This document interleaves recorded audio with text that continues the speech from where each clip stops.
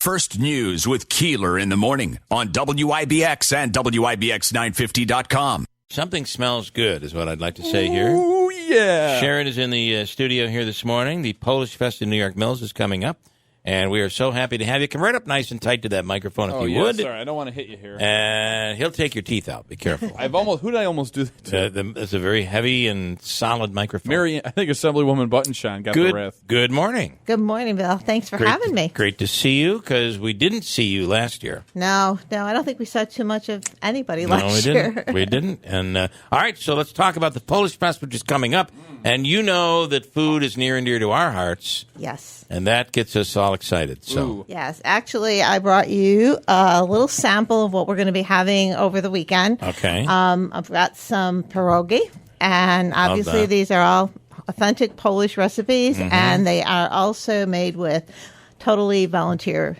basis. Wow, nice. So made with love. And can you tell me which pierogi did you bring us? I brought potato and cheese today. Potato and cheese. And also, I brought you some mushroom stew. Oh, the mushroom stew. Is that Polish? I guess I didn't know I think it's more of a festival staple, but, we have our little things that we do to make it Polish. So we're good with that. I'll get some afterwards. I would definitely will. Yep. I love your food. Clearly, these two are loving it and haven't eaten in days. Good way to keep them quiet, right? Wow. She came in. Did you notice how quickly I gave up my seat? I said, "Here, sit here. I'll take the food." I mean, Sharon, I'm embarrassed by these two. I mean, look at them. Oh, my Lord. But that's what we'd like to see, because this will encourage people to come up and try it. That is true. You have to get there. Yeah. So the mushroom stew, really good, and the pierogi. And it's funny because I know and I don't know. I'll correct people when they say pierogies, right. because it's the plural is pierogi. Yes, exactly. Yep. So.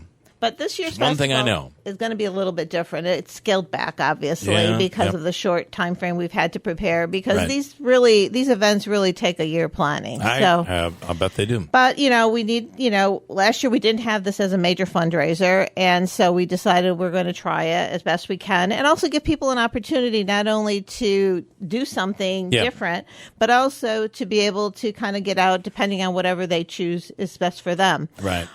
We have limited. It is only going to be one night, Saturday night, from 4:30 to 8 o'clock, and it is also a scaled down menu. Normally, it's a Polish American festival. We have an outdoor grill, and we have a lot of things outside. This is going to be pretty much a dinner. Okay. You have a choice of either a Polish platter, or you're going to have mushroom stew available, and then people can also buy pierogi by the dozen, frozen pierogi by the dozen, and it's going to be takeout or dine in. So the homemade frozen pierogi by the dozen. That's awesome. Yep.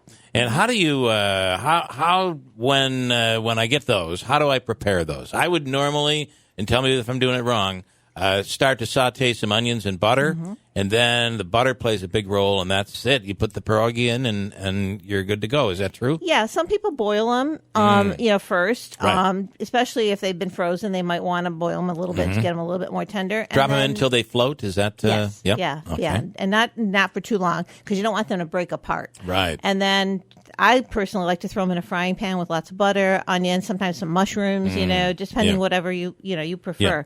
Yeah. But you've got the recipe down pat. Okay, I try. I really do.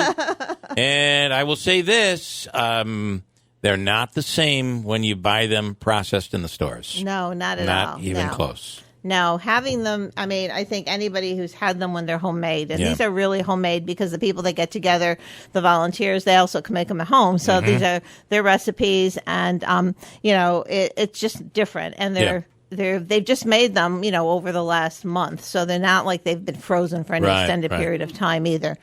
And like I said, the mushroom stew they've just been in the process of making that. Nice. So everything is very fresh. Now the Polish platter, you're going to get, not only are you going to get 4 pierogi, but you can get cabbage, or you can get the potato and cheese, but you're going to get a sampling of the Polish authentic food: kielbasa, a gołąbek, some kapusta, which is a shredded cabbage, rye bread, a beverage. So you really have a really nice meal to sample a lot of different things. Very nice. And those are the staples, you would say, the Polish staples, what you just mentioned? Yes, I think those are pretty much the most common ones that, and especially here in the United States, those are the more common ones that I think we're familiar with. I mean, there's a lot of very specific ethnic recipes that, other people use or eat on a regular basis, but these are the ones we're most common with. Is liverwurst? Then liverwurst would be German, right? I think liverwurst is German. Love that liverwurst. I'm on the liverwurst kick. I don't know. I don't get it. Yeah, and the other thing I just want to mention too, we are doing a flea market this year too. So those are the kind of the two pieces of the festival that we're having this year. The flea market is going on from Thursday through Saturday. Thursday and Friday it'll be from 8 to 5, and then on Saturday it'll be from 8 in the morning till 8 o'clock at night. All right. And this is all located in New York Mills, 201 Main Street, Sacred Heart St. Mary's Church, Our Lady of Czestochowa. It's really right next to Twin Ponds Golf and Country Club. Yeah. All right.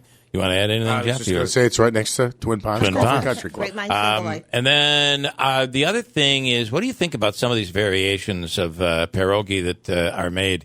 There is some pretty cool steak sandwich pierogi. There's a steak sandwich. There's a Reuben pierogi. What other variations are out there? Well, I just happened to come across a buffalo chicken wing pierogi. Oh, that sounds really good. That was served with blue cheese. So I know that there are a lot of different variations. Yeah, I mean. Growing up, I think the most common ones obviously are the cabbage and the potato and cheese, but also blueberry, apple, prune, the fruit-filled ones are also very. Never had the fruit-filled. Yeah, and then you serve those with sour cream, and those are also really good too. I bet that is so good. You like the empanada? Big fan of that? Yes, My but cousin makes great empanadas. The pastelle is what I. That's right. Which is it's a more of a South American, Puerto Rican dish. I was going to say, a friend of mine who's Puerto Rican always makes them, but it's almost a similar idea. It's a pouch made out of dough. The empanada would be like some meat in it. Would be like their version, but it's a harder crust. The empanada, right? Correct. Right, yes. right. Than the, but I mean, it's funny. You look at all these cultures, and everyone has a different name for it. But the idea is.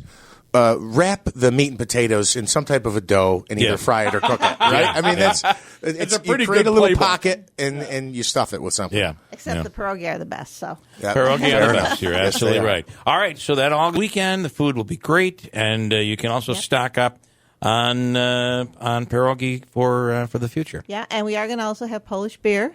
For those who might want a little something to wash down the pierogi with. And what beer would you suggest for a Polish beer?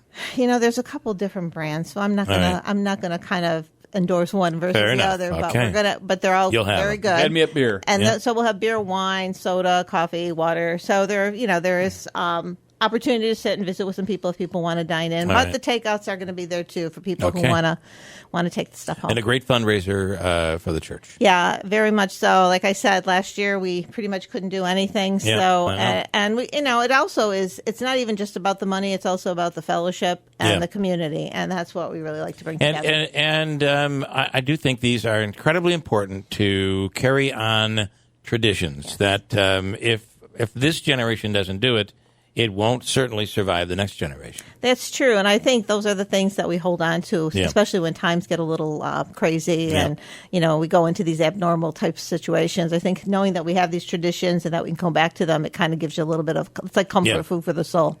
I had an experience when I had my cooking show, and we did over on Champlain Ave.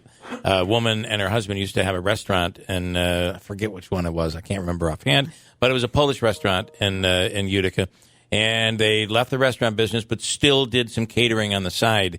And we made pierogi, both cheese and potato, or cabbage and potato, however it's supposed to go. But watching her make those from scratch, I got a chance to see that. Yeah. Pretty cool, and they were so delicious. Yeah, and I mean, there's a lot of work that goes into them. No doubt about it. So when you're eating them, you forget about all the work that went into them, but they really. And so we have a tremendous crew of volunteers that have done this over a period of time, and so this is going to be the end result. All right, Sharon, thank you so much. Thanks, Bill. Thanks for having me. Good to see you. Thank you. Enjoy the food.